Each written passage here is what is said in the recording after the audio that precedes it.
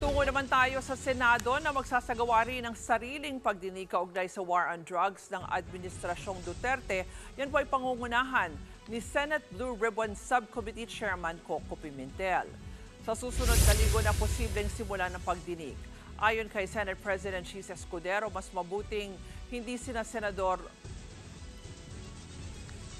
mabuti po na manguna na si Pimentel sa pagdinig. Posibleng mangyari ang hearing sa susunod na linggo. Samantala, tinawag na strange o kakaiba ni Pimentel ang mga naging patutsyada ni Vice President Sara Duterte tungkol sa dating running mate na si Pangulong Bongbong Marcos.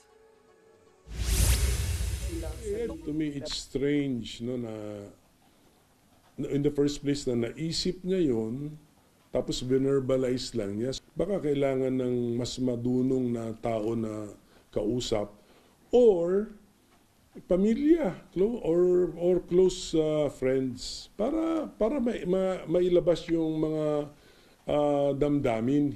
Hindi mo ilalabas yun sa formal press conference.